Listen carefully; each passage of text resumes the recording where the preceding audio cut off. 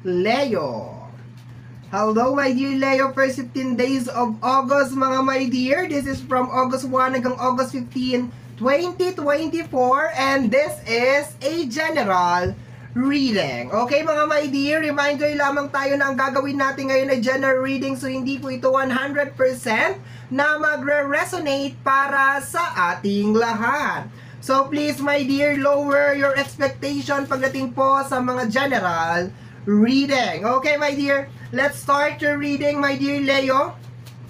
First card is the Ace of Cups. Okay, Ace of Cups, emotional freedom. Okay, so emotional freedom, baka yung iba sa inyo my dear is finally getting out from a toxic situation or toxic energy na posibleng hindi na nagde-benefits or hindi na nagdadala ng kahit anong growth and improvement sa buhay mo. Yun ang nakukuha ko dito. Partner ng ating Ace of Hearts. And para sa mga hindi nakakaalam, my dear, I'm using a regular set of cards.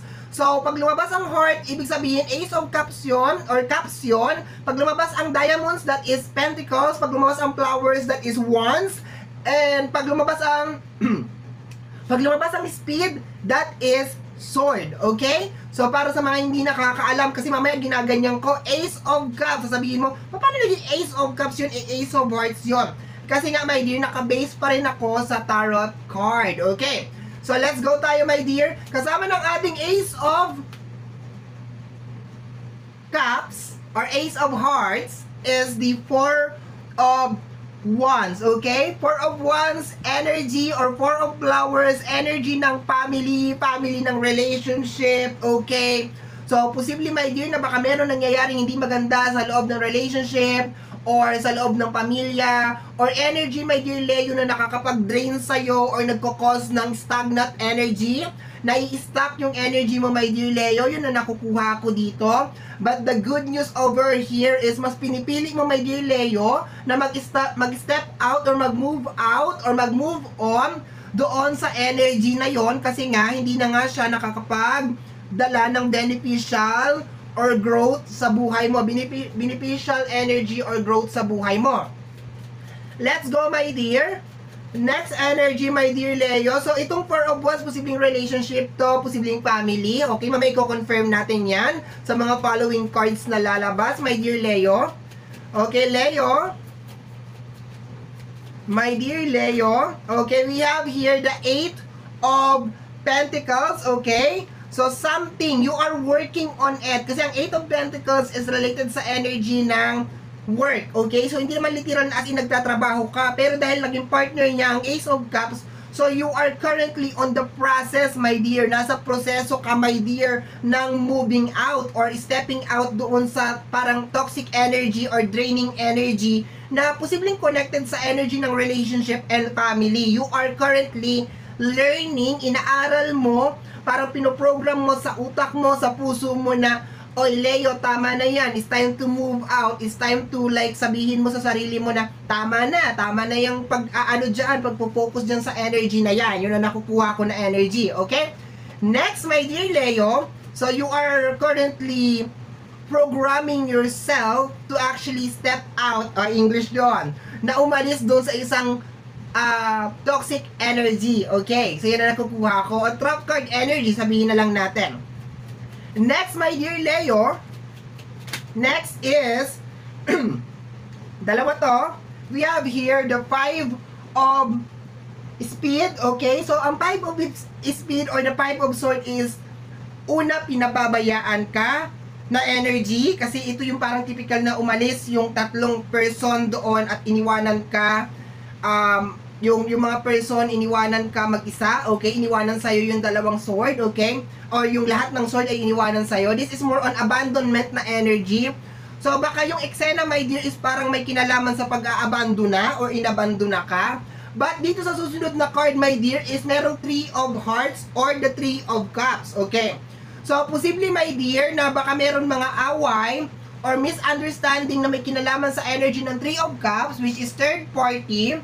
Or posible naman my dear na baka pakiramdam mo ay inaabandona ka or pinababayaan ka ng dahil merong umaagaw sa kanyang atensyon. Okay? Understand, children. Understand. Okay? So, let's go tayo. So, dito my dear, pumapasok yung energy ng relationship. Okay? Mas malakas yung energy to ng relationship. Okay? So, posibleng na pinababayaan ka, posibleng lagi kayo nag-aaway ng dahil sa issue ng third party, yun ang nakukuha ko. This is more on your asawa or your partner, yun ang nakukuha ko dito. Okay? May pumapasok na fresh na energy na posibleng may nakikialam na energy sa loob ng pamilya nyo. Okay? Okay, tingnan natin, may nakikialam, may nakikisali. Okay, tingnan natin, my dear. Next energy, my dear Leo. Next energy. Next energy or next message para sa first 15 days of August, my dear Leo. We have here the 8 of Speed or the 8 of Sword. Okay, trap card energy to, my dear. Okay, tama yung sinasabi, my dear, dito kanina sa side na to, that you are working. You are trying to master, my dear, na parang umalis dun sa isang trap card na situation kasi hindi na nga siya nagwo-work. So, marami sa inyo mga my dear Leo, ang inaaral ninyo na kung paano ba mawala sa isip mo itong senaryo na to kasi parang paulit-ulit na lang nangyayari na lang siya paulit-ulit, wala naman nagiging benefit sa'yo, hindi ka naman sinasahuran sa pag-iisip ng pag-iisip, hindi naman nagbabago yung buhay mo. Yun ang nakukuha ko dito, my dear. Next energy, pumapasok din ngayon, my dear, na baka yung iba sa inyo ay lilipat ng trabaho, okay, because your work is very toxic. Okay, so next is the 9 of Diamonds or the 9 of Pentacles. Okay, 9 of Pentacles is connected sa energy ng single energy. So marami sa inyo, my dear, ang kakayanin na ninyo na maski mag-isa lang kayo, yung mga pagsubok, yung mga struggle, my dear, sa buhay mo. Posibleng all this time single parents ka, di ba? Kahit sabihin mo meron kang asawa, parang di mo naman maramdaman yung asawa mo kasi nga, yun nga, lagi kayo nag-aaway, lagi may issue ng third party, lagi may nakikialam sa relasyon nyo or sa pamilya nyo. Yun ang nakukuha ko dito. Pinababayaan ka, energy ng abandonment over here. Ayan, so marami sa inyo, my dear, sa first 15 days of August, ang kakayanin na lang ninyo, my dear, na hindi ka na umasa sa asawa mo or hayaan mo na lang siya sa kung ano yung mga bagay na gusto niya mangyari sa kanyang buhay. And then ikaw, proceed ka sa buhay, my dear. Life must go on, sabi pa nga nila. Okay, next energy, that is a single energy, pero maraming pera, okay? Single energy, pero maraming pera, okay? Because that is the 9 of Pentacles. Next energy natin dito is the 6 of Cups, okay? Connected sa energy ng past, okay? So, baka yung iba sa inyo, my dear, baka magkakaroon ng mga konting flashbacks sa nakaraan. So, baka makaramdam ka ng konting emotional na energy sa pagsampa ng first 15 days of August. Pero pakiramdam ko, hindi naman to magtatagal talaga. Yung hindi buong first 15 days of August, very emotional ka. Baka meron lang talagang mga times na parang maaalala mo, my dear, yung mga sakripisyo mo sa pamilya, yung mga pagtitiis mo, yun na nakukuha ko dito, my dear. Kaya, posibleng matrigger yung energy ng emotional na minsan parang gusto mong umiyak, parang gusto mong mag-breakdown, parang gusto mong maglabas ng sama ng loob mo. Pero it's normal kasi hindi mo talaga maiiwasan, my dear, sa energy ng moving on or pag-move on, my dear, na minsan maaalala mo talaga yung mga eksena ng nakaraan na posibleng talagang nagpahirap sa'yo or sumubok talaga sa pagkatao mo, my dear. Okay? So, next energy, my dear Leo. Next. Okay. The 7 of Wands, okay? Or the 7 of flowers related sa defensive energy. I think, my dear, pinaglaban mo talaga to, my dear. Sa mga taong nakikialam, sa mga taong gustong sumira ng pamilya nyo, sa mga tao na gustong agawin or wasakin ang pamilya mo, I think pinaglaban mo talaga siya. Ramdam na ramdam ko dito, my dear. Pero I think umabot ka na talaga, my dear Leo, dun sa punto na parang, para saan pa na pinaglalaban ko? Para saan pa na alam mo yun, ginagawa ko lahat to, samantalang siya parang hindi naman niya ako pinaglalaban. Parang ganun yung energy na nakukuha ako dito. Okay? It's more on parang, baka yung iba sa inyo, my dear, ay ipaglalaban na lang ninyo yung inyong mga anak, yung inyong mga pangarap. Mag-change of energy ka. Kasi parang all this time, my dear, parang ayaw mo masira yung isang bagay na posibleng pangarap mo na konektado sa loob ng pamilya. Baka gusto mo magkaroon ng kumpletong pamilya, masayang relasyon. Pero parang na-realize mo, my dear, sa first 15 days of August, parang, ako lang ba yung may gusto na magkaroon ng masayang pamilya? Ako lang ba yung gustong magkaroon ng masayang relasyon? Bakit ako lang? Bakit siya ayaw niya? Di ba parang ganon? May mali ba sa akin? Kaya posible, my dear, na maging very emotional ka dito sa part na to. Kasi nagbabalik, my dear, yung mga sakripisyo mo eh. And finally, parang, okay, tama na. Hindi na nagsiserve sa akin to. Yun na nakukuha ko na energy. So, let's go na tayo, my dear. We have here the 5 of flowers or the 5 of wands. Okay, my dear? Ang 5 of wands is misunderstanding, away to, my dear. So, posibleng meron nga talagang laging nag-aaway dito, nagtatalo, posibleng may kinalaman, my dear, sa usapin ng pinansyal, palagi may nag-aaway na may kinalaman sa usapin ng pinansyal, na konektado pa rin sa energy ng pamilya, of course. So, baka yun lagi nyo pinag-aawayan, pinagtatalunan nyo, and ito na, pumapasok na yung mga issue ng mga taong nakikialam sa pamilya, pumapasok na yung issue ng third party, ayan na, nagkakagulo-gulo na, yan. So, posibleng ito talaga ang pinaka-main issue kung bakit talaga nagkakaroon ng lamat yung connection nyo related sa energy ng pamilya. Okay. Next, my dear Leo. Next energy, Leo, we have here the 3 of wands. You are finally decided, my dear, na ayaw mo na. Okay? Kasi ang 3 of wands is, 3 of flowers or the 3 of wands is parang level up, next level. Parang gano'n na nakukuha ko dito, my dear. Parang sinasabi mo dito na, okay, hindi na nagwo-work to, hindi na ako nag-grow dito, level up, 'di ba? Version 2.0, gano'n na nakukuha ko dito. Okay? So marami sa inyo, my dear, ang hindi na ninyo papatulan, nilagyan ko pa ng siguro, no?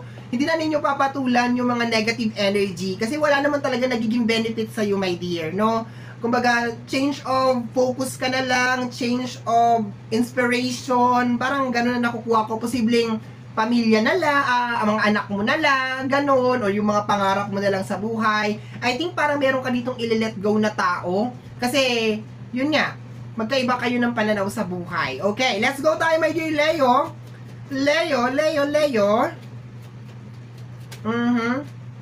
We have here the 2 of Pentacles, okay? So, asahan mo rin, my dear, na meron mga multitasking, balancing, na may kinalaman sa usapin ng pinansyal na mangyayari sa first 15 days of August, okay? Mga troubleshooting, okay? Mga troubleshooting sa mga problema na may kinalaman sa usapin ng pinansyal. So, parang, ang bigat nito, my dear Leo, may problema ka sa usapin ng pinansyal, tapos nagmo-move on ka, pinapalaya mo, magkakaroon ng acceptance, okay?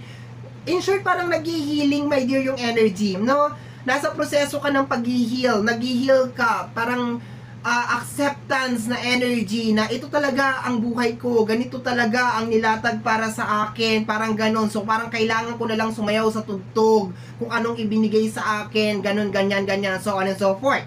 Okay? Last 4 cards, my dear. Last 3 cards pala. Last 3 cards, mga my dear. Last 3 cards, my dear Leo. We have here the King of Cups. Eto na siya, my dear. Posibleng meron siyang energy ng water sign, Cancer, Scorpio, and Pisces. Okay? So, ito yung pinaka-point natin, pinaka-salarin. Okay? Si King of Cups. Okay? Pero pwede naman, hindi naman literal na king lalaki siya. Pwede naman siya maging babae, my dear, kasi wala naman gender yung ating card.